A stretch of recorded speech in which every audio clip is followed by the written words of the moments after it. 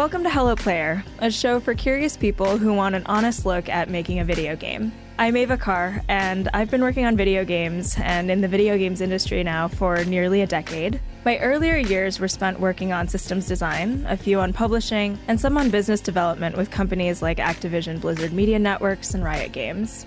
I love games, and more specifically, I have such a soft spot for games that challenge me to think differently about the world through either its unique gameplay or one-of-a-kind storytelling. I love games enough to even start my own company, where I invest in bold new voices and big ideas in play. But before we dig in too deep, let me introduce you to a dear friend and fellow founder, Charles McGregor. Hello, my name is Charles McGregor. I am a game developer at Tribe Games. I am a programmer, artist, and musician, and I'm the creator of HyperDot. A few years ago, I realized that I really wanted to use my distinct skill set to work alongside people who are thinking bigger or thinking differently about play, folks like Charles and his upcoming game, HyperDot.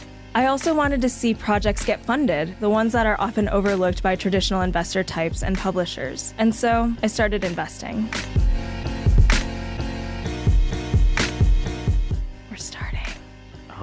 Start. Yeah. Okay, Charles, this is our first episode. Yes, it is. So yeah, where do you want to start? How about we start at the fact that I've known you now for 10 years? Sure. Yeah. I was thinking about that the other day. Sure. Yeah. 10 years ago. You were 16. I was 16. When you were 10 years ago, you were 16. Goodness sake. But I didn't meet you directly. I met you through a person, which was my brother. That guy. Yeah.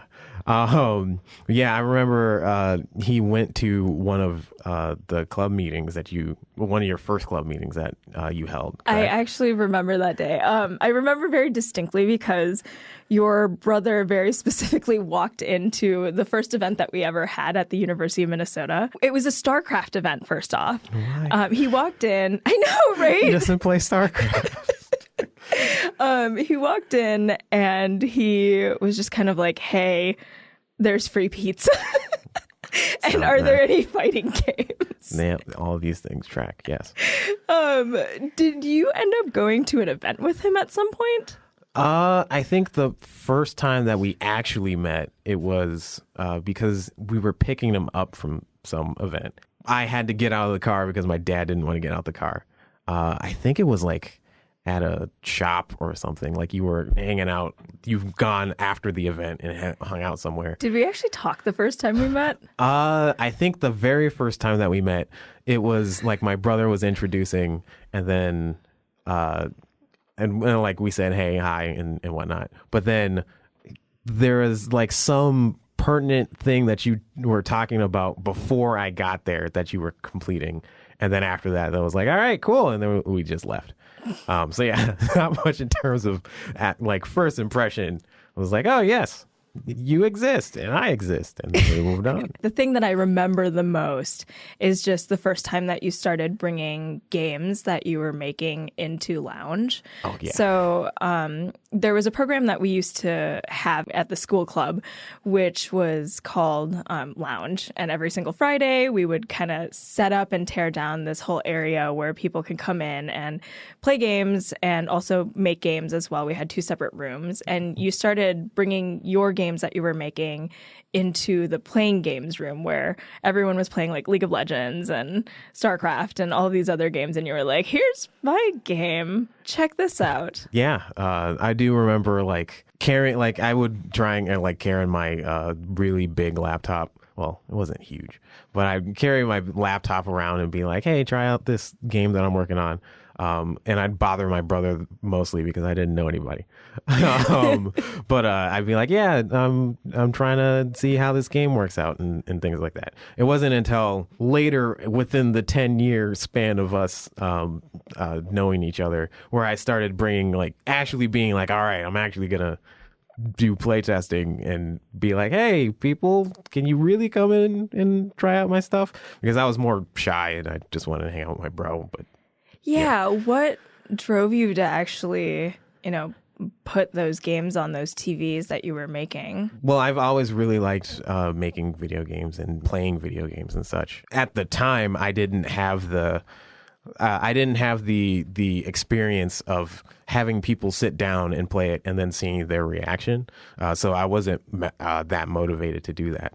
And it wasn't until I actually did that where I was like, oh man, I want to actually see people enjoy my games and see, like, get feedback and learn from them, because that stuff is like super interesting and super entertaining for me. Yeah, were those events some of the first times that you had ever play tested then? Like, I know you've made earlier games, but did you play test those in front of anyone before? It was just like my family, really. Okay. So like holiday dinners.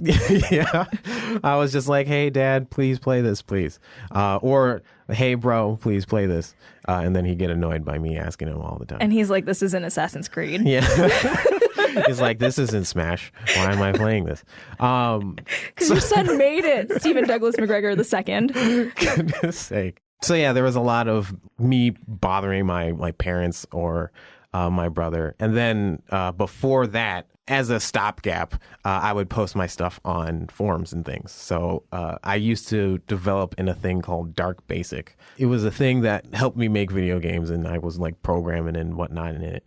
But there were forums for that. So I was like, oh, I'll go on the forum. So I used to be a regular on those forums. So I had a couple of failed projects that showed up on there, but nothing actually like finished and whatnot. But yeah, that was where I first put up my first demo. I would be like, hey, try out this game. And then people gave me feedback, and I was like, oh, cool. How many folks were playing those? Like, what were some of your original games, and then what were people's responses to them? The first game that I actually put out there, and actually the only game that I put out there for Dark Basic, was Emerald. That was like my first game that I put under the moniker of Tribe Games, where I was like, okay, I'm gonna do this, because I kept on bothering my dad and my brother to, hey, you want to work on games? And then eventually they were like, I don't have time. Or my brother was like, I don't want to code. So which, by the way, he codes now. Yeah, now he totally just codes for a living. But yeah, so it was like I'm gonna show them that you can totally make video games and stuff. So I worked on Emerald. There weren't a lot of people that responded. There were maybe I would want to say like 10 people that over a lot. Yeah, definitely for the time. And the forums were pretty active, especially back in those days. The forums were pretty active. A lot of really friendly people who were like helping out and teaching other things. And I was inspired by other people's projects and stuff. So I wanted to try and contribute. So I had a running blog as well. So I made a website for Tribe Games and things. And I was like, all right, I'm going to make a development blog and keep doing all these things.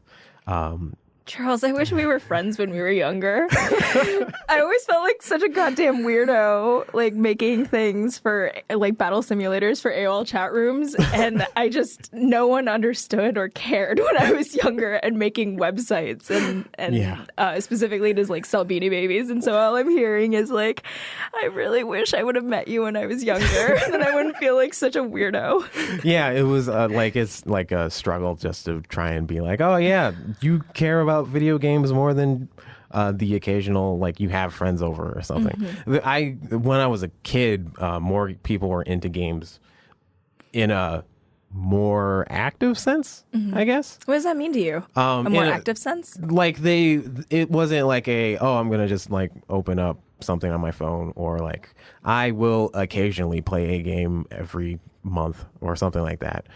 They were into the culture of like video games. So they, like mods and such. Yeah, so like they cared about when things were released or announced and stuff like that. And I found that happened a lot more when I was like in elementary/middle school. But then in high school, there weren't as many people who were like, I am like into all of those things. But if when I was younger, there were next to no people who actually cared about like doing development. Apparently, including my brother.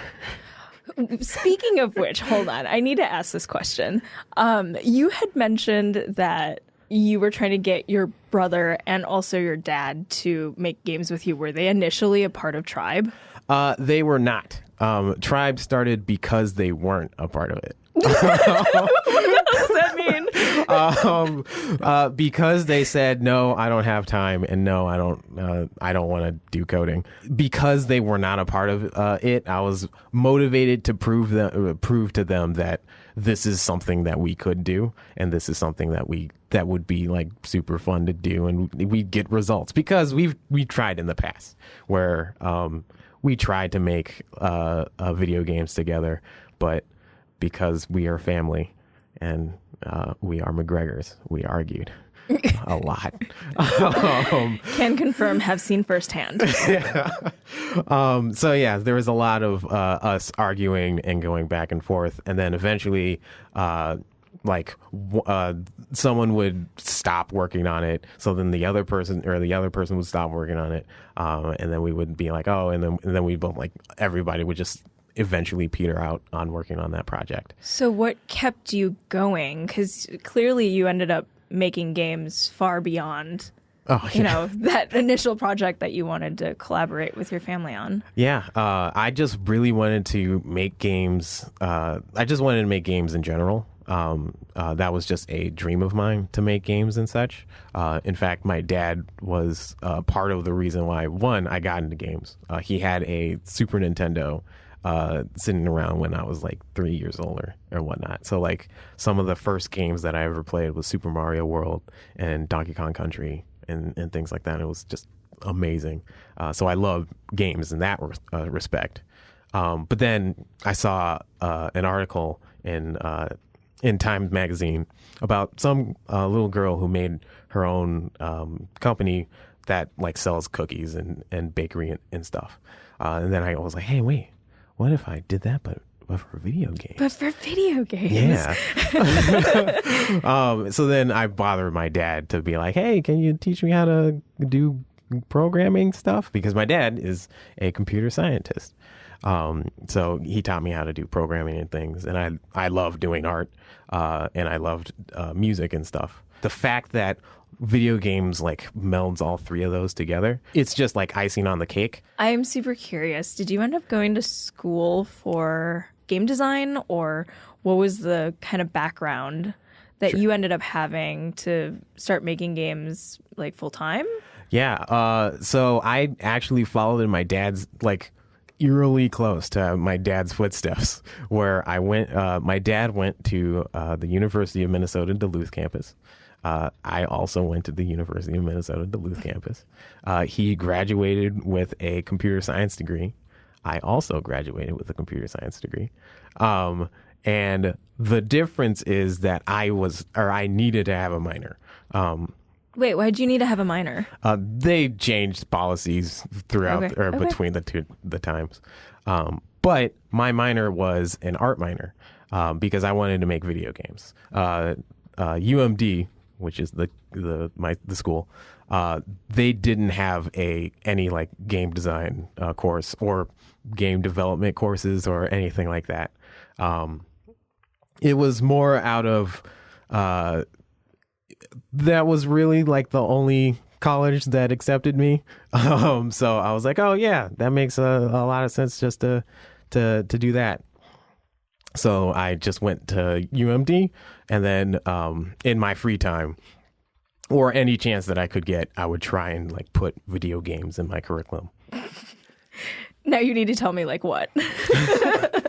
I mean, this was like a common occurrence even from like middle school and high school, because I remember in high school there was a history like a history project where you had to do it on some topic or some era of history.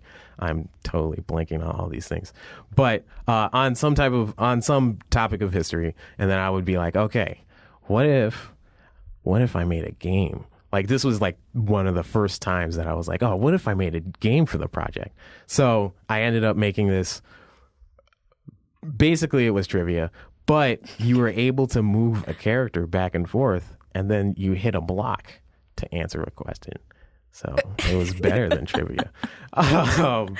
But yeah, so like that was I would do that. But then like in college, I also did that where if like a paper was, you had to write a paper and they were like, oh, you have to generally talk about something tangentially related to technology, I would try and shoehorn like video games in it. I would write about things like how video games can promote like empathy / like interest in like emotions and such. And then like art history courses, if I could, I would try and like relate it back to some type of video game thing, but that didn't that sounds really challenging. Oh yeah, it was really hard. The closest I got, and I didn't actually do this, there was like a class that I went to, and they brought up Assassin's Creed, and being like, Assassin's Creed is like some of the most physically accurate models that we have, where historians are actually using Assassin's Creed to be like, oh, so this is how you can like explore like this super famous chapel or something like that. So we actually watched like gameplay footage of people playing Assassin's Creed in class. And I was like, what? So tell me about Anti-Piracy. Oh boy. All right. So yeah, Anti-Piracy. Well, there are two origins to Anti-Piracy. The first origin is it not being a game and it being a presentation.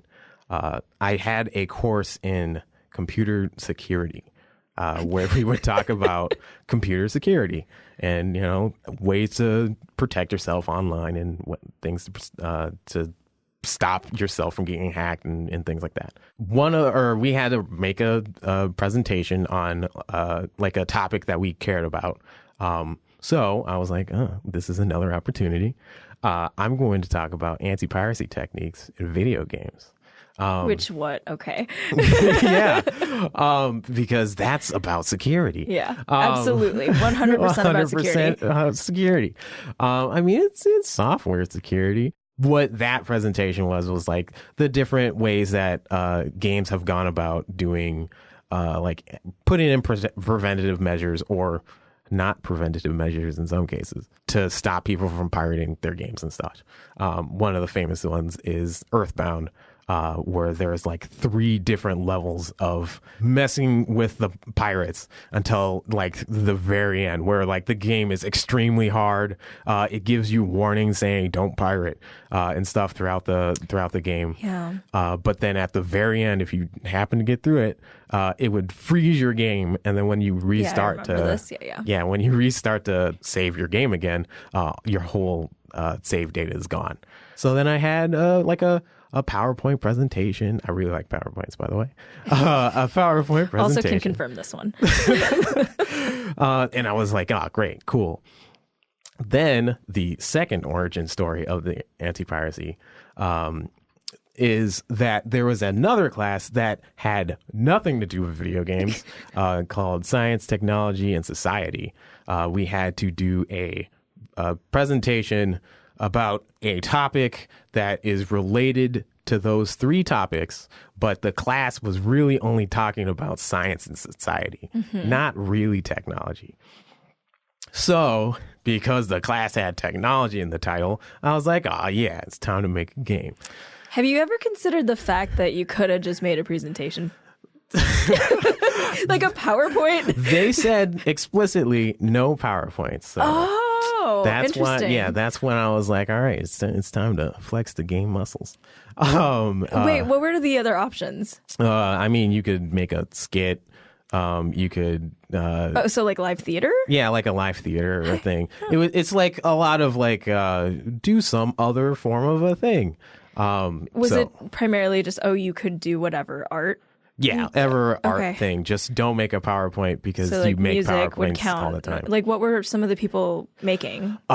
Music. I do remember somebody made like a song based off of, I think it was climate change. I think. Okay. I don't remember.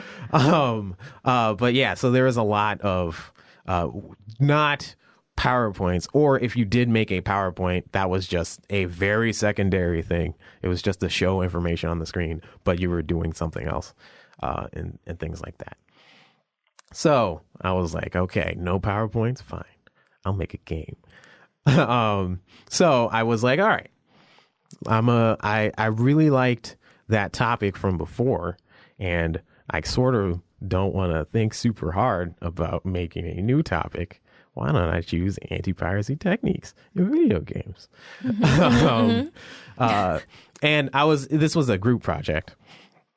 But my partner agreed, was like, okay, I'll do the PowerPoint or not the PowerPoint. I'll do the paper, the written portion of the stuff. And then you can handle the project portion of the stuff. Because I was like, yeah, let's make a video game. But we didn't actually they were like, I don't want to make a video game with you. I don't want to make a video game. No, not at all. Jeez, that sounds hard. Yeah, and it is. But the catch was we didn't actually nail down the fact that we were going to work on anti-piracy techniques in video games until way later. Okay. It was like we had maybe a week and a half before we actually said, okay, let's do this. Yeah. So wait, did you not start on the project until a week and a half before it was due? Is that what you're saying here? Well, we were still like doing research and doing all these things. So we were working on it. It's just we didn't really have much. Okay. And we couldn't really agree on a lot of things until the week and a half where we were like, all right, we're making a decision. Mm-hmm. So we made the decision to actually do that. But we didn't actually make the decision to make a game until like much later, maybe not much later, but like later, where it was where I had like 4 days at that point where I was like, okay, I got to make a game now. Still ridiculous. But yeah, so I was like, all right, well, I guess I have to make a game in 4 days. And that is where Anti-Piracy kicks in, where you played as a circle that was a game, and then there's a lot of air quotes. I'm gonna air quote.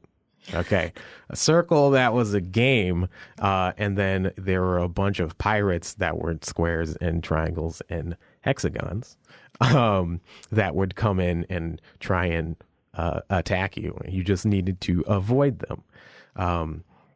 That was like me really reaching to be like, oh yeah, this totally is like related to the topic. But it wasn't. Yeah, it was like I just wanted to make a game at that point. Where at that time it was just there were two different levels. There was normal, where there was you had some type of protocol or privacy protection or something like that where you implemented. So there weren't as many things that you needed to dodge. People still were going after you, but it wasn't nearly as bad. Then there was hard. That was where you were like, yeah, I don't really care. So then all these pirates were like, oh, look, this free game. So then they all show up like right away, and people only lasted like 7 seconds. Ironically, people only lasted like 15 seconds on normal because it was hard. But all I can think of right now is like, can you install Norton antivirus? That would be neat at this moment in time. But yeah, so that was like our presentation where we had people come up and actually play the game and stuff. But yeah, it was an intense 4 days. But you got it done. Yeah. Did you play test it? I just played it. Okay.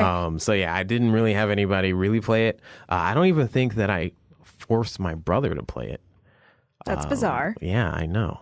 And he was nearly there the entire time while I was working on it. Yeah, at least like he was definitely there on like his laptop doing whatever he was doing, reading Kotaku. I don't know. Actually, I do think I remember him playing it once. His feedback was, don't have the players collide into each other, because that seems like it shouldn't happen. And he didn't have much of a reason for that. But ironically, in the full game, there is a there's a mode where you actually have players collide into each other, because people were like, "Oh man, that'd be cool if you can collide into each other." I was like, "Oh, really now?" So what inspired you to bring it out to events? It was more that like, well, I made this game, and I enjoyed playing it, and I enjoyed the process of it. So I just wanted to be like, all right, well, I'm going to like bring this to a glitch event. Was the next Friday, or it was Friday. So I believe the presentation was on a Tuesday.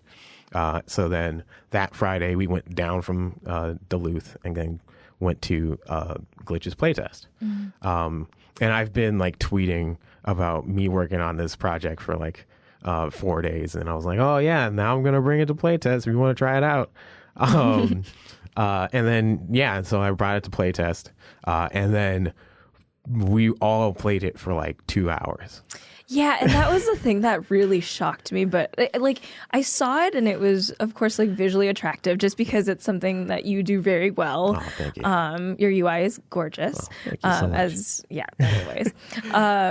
But I remember just looking at it and being like, okay, well, the sessions are on average less than 7 seconds. Yeah. They couldn't have been more than 10. No. But everyone who was playing it at playtest was quite literally playing it for 30 plus minutes, and I was like, Jesus, that's a lot of game time for sessions that were less than 10 seconds each. Yeah.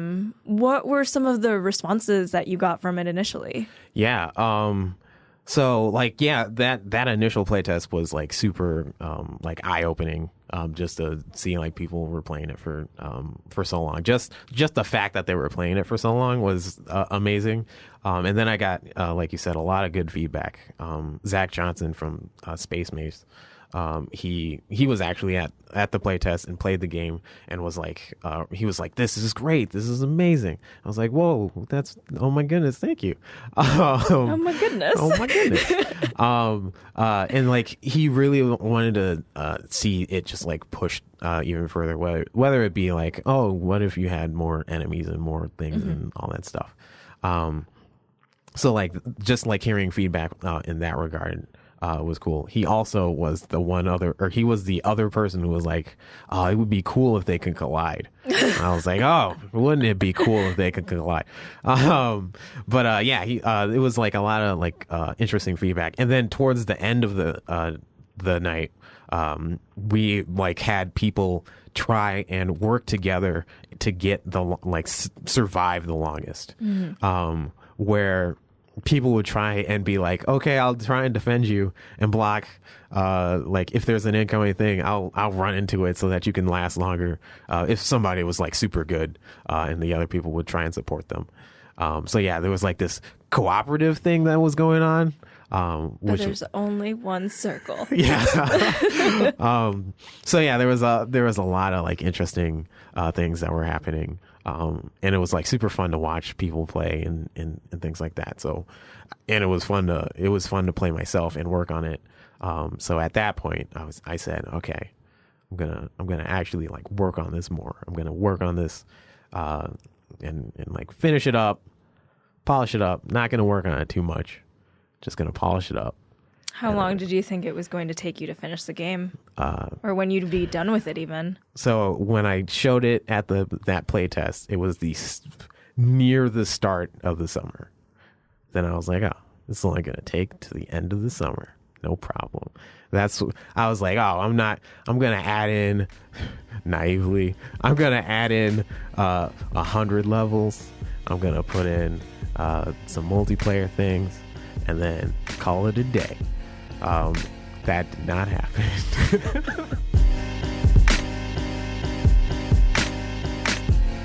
Well, that's the episode.